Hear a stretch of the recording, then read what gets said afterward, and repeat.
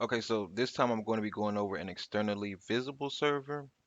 So if you run the server, you will notice that the server is only accessible from your own computer, not from any other in the network. So as you can see, we're running this on localhost port 5000, so we can only access our site from this machine. No other device on this network or no other device on any other network can access this site right now.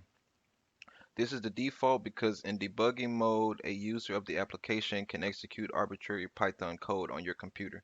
So this is hosted on your machine only, and debugging mode is off, as you can see here. So that way a user of this application cannot execute any random code, maybe put some malicious software or just try to hack in general.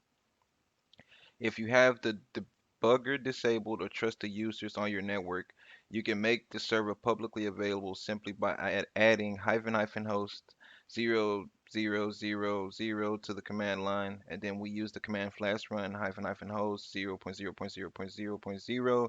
This tells your operating system to listen on all public IPs. So if I go here and I quit the server or I exit the server, and instead I use Flask run hyphen host equals 0.0.0.0, and I press enter, we can see that now our site is hosted on our private IP address, but this tells the operating system to listen on all public IPs. So if we go to Google and we search up what is our IP, then we get the IP address to our router.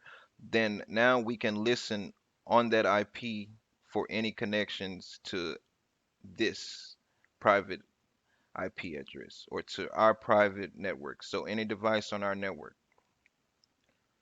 What to do if the server does not start. So this pretty much just tells you what happens if you try to run your server and it's not working. So in the case Python-m Flask fails or Flask does not exist, there are multiple reasons this might be the case. First of all, you need to look at the error message. So check your error messages to see what the problem could be, pretty much.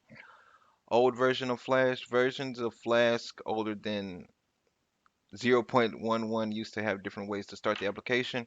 In short, the Flask command did not exist and neither did Python-m Flask. In the case, you have two options: either upgrade to newer Flask versions or have a look at the development server to see the alternative method for running a server. Okay, so if you're running a Flask version older than 0.11 or 0.11, then these commands here will not work. So Python-m Flask or the Flask run command doesn't work. So what you're going to need to do is either update to a newer version of Flask or look at the development server to see an alternative method for running the server. It could also be a invalid import name. So the Flask app environment variable is the name of the module to import at Flask run. In case that module is incorrectly named, you will get an import error upon start, or if debug is enabled when you navigate to the application. It will tell you what is tried to import and why it failed.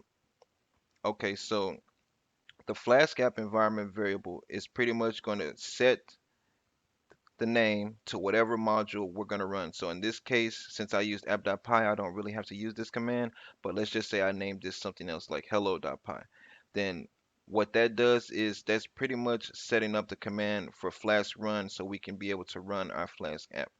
So if you incorrectly name the file or the file that you're trying to run your app from, then you will get an error upon start, or if you are in debug mode or you have debug mode enabled, when you navigate through the application, you will get an error.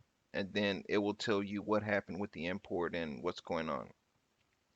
The most common reason is a typo or because you did not actually create an app object. So here, when we create an instance of the Flask class, you either didn't do this or you pretty much misspelled the name. Okay, so that's pretty much it for an externally visible server. Next, we're going to actually go more into debug mode. So, yeah.